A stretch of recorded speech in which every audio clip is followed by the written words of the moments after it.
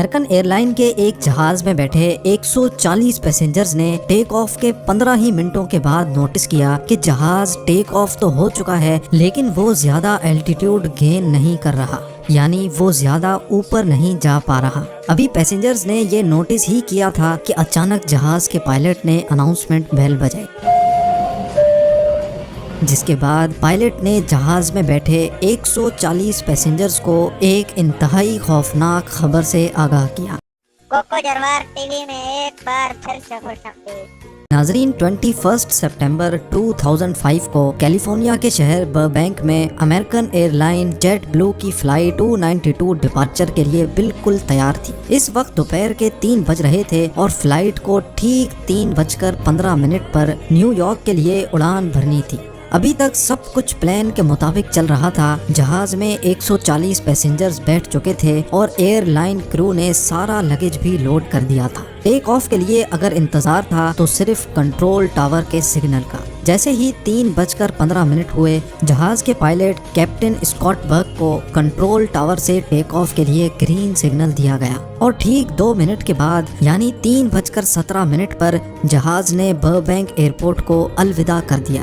نہ ہی پائلٹ کو، نہ ہی کرو کو اور نہ ہی جہاز میں بیٹھے 140 پیسنجرز کو اس بات کا علم تھا کہ تھوڑی ہی دیر بعد وہ سب اپنی زندگی کا خوفناک لمحہ دیکھنے جا رہے ہیں۔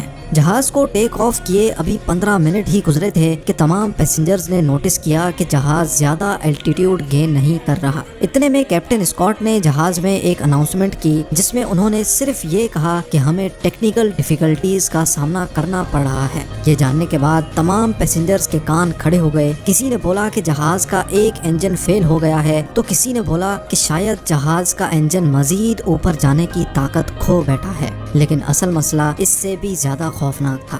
جہاز کو ٹیک آف کیے آدھا گھنٹہ گزر چکا تھا لیکن ابھی تک وہ کیلیفورنیا کے اوپر ہی اڑ رہا تھا۔ اتنے میں پائلٹ نے ایک بار پھر سے اناؤنسمنٹ کی اور بتایا کہ ہمیں لینڈنگ گیئر کی جانب سے کچھ وارننگ سگنلز مل رہے ہیں۔ کیسے وارننگ سگنلز، اس کا ابھی پائلٹ کو بھی علم نہیں تھا۔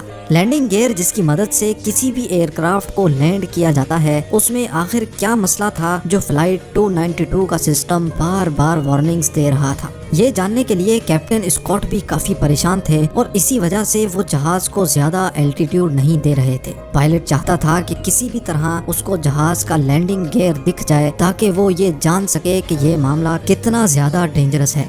یہ جاننے کے لیے کیپٹن نے فلائٹ 292 کا رخ لانگ بیچ ایئرپورٹ کی طرف موڑ دیا اور جہاز کا الٹیٹیوڈ بہت کم کر دیا۔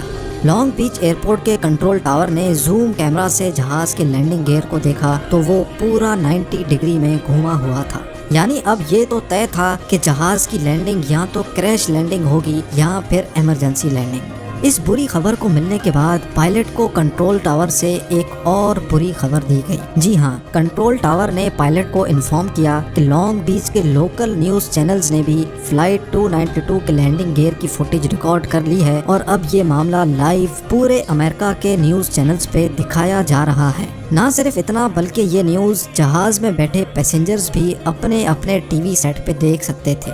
اب جیٹ بلو کو ٹیک آف کیے 50 منٹ سے بھی زیادہ ہو چکے تھے اور جہاز مسلسل کیلیفورنیا کے اوپر ہی گردش کر رہا تھا۔ لینڈنگ گیئر کو سیدھا کرنے کا اب کوئی راستہ نہیں بچا تھا۔ اگر اسی صورت میں جہاز کو لینڈ کرنے کی کوشش کی گئی تو فرکشن سے پیدا ہونے والی آگ جہاز کے ونگز میں موجود فیول ٹینک میں آگ بھی بھڑکا سکتی ہے، جس کے انتہائی خوفناک نتائج ہو سکتے ہیں۔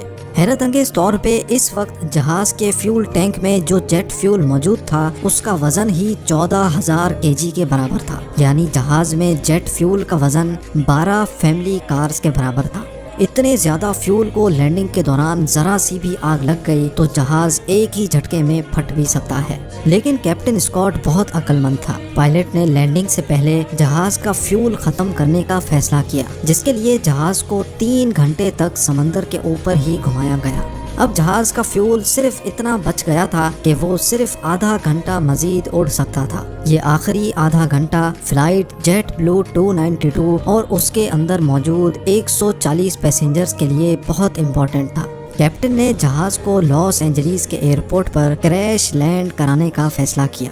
کیونکہ لاس اینجلیس کا ایئرپورٹ اس وقت سب سے قریب تھا۔ کیپٹن نے لاس اینجلیس ٹاور سے کانٹیکٹ کیا اور ان کو ہر قسم کی سچویشن کے لیے تیار رہنے کا کہا۔ یہاں جہاز کے اندر موجود پیسنجرز جو ٹی وی چینل پہ یہ منظر لائیو دیکھ رہے تھے، ان کے ٹیلی ویژن سیٹس بھی کیپٹن نے بند کر دیے۔ اب جہاز کے اندر انتہائی جذباتی ماحول بن چکا تھا۔ ایک شخص نے یہ سارا منظر کیمرہ پر ریکارڈ کیا اور اپنی فیملی کے لیے ویڈیو میسج بھی ریکارڈ کر لیا۔ جیٹ بلو 292 اب لاس اینجلیس ٹاور کے ریڈار پر آ چکا تھا اور ایئرپورٹ کریو نے جہاز کو بچانے کی ساری تیاریاں مکمل کر لی تھیں۔ فائر ٹرک سے لے کر ایمبولینسز تک سب کچھ ریڈی تھا۔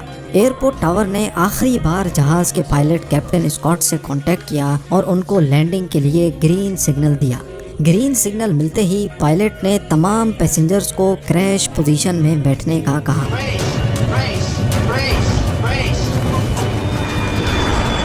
اس پوزیشن میں بیٹھنے سے کولیجن کے دوران کافی حد تک بچت کی جا سکتی ہے، جس کو بریس پوزیشن بھی کہا جاتا ہے۔ جہاز اب لاس اینجلیس ایئرپورٹ رن وے تک پہنچ چکا تھا۔ پائلٹ نے بڑی مہارت سے پہلے جہاز کے پچھلے لینڈنگ گیئرز کو زمین سے ٹچ کیا اور آہستہ آہستہ جہاز کی اسپیڈ کم کی، اور آخرکار وہ گھڑی آ ہی گئی جب پائلٹ نے فرنٹ لینڈنگ گیئر کو زمین سے ٹچ کیا۔ لیکن وہی ہوا جس کا خوف تھا۔ زمین سے ٹچ ہوتے ہی فرکشن کی وجہ سے لینڈنگ گیئر میں خوفناک آگ بھڑک اٹھی۔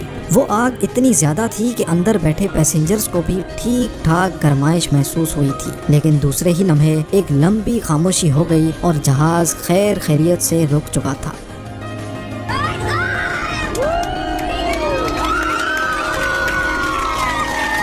یہ وہ وقت تھا جب پائلٹ، کریو، پیسنجرز اور پورا امریکہ جو اس منظر کو لائیو دیکھ رہا تھا، انہوں نے سکون کا سانس لیا اور ایک ایک کر کے پیسنجرز کو نیچے اتارا گیا۔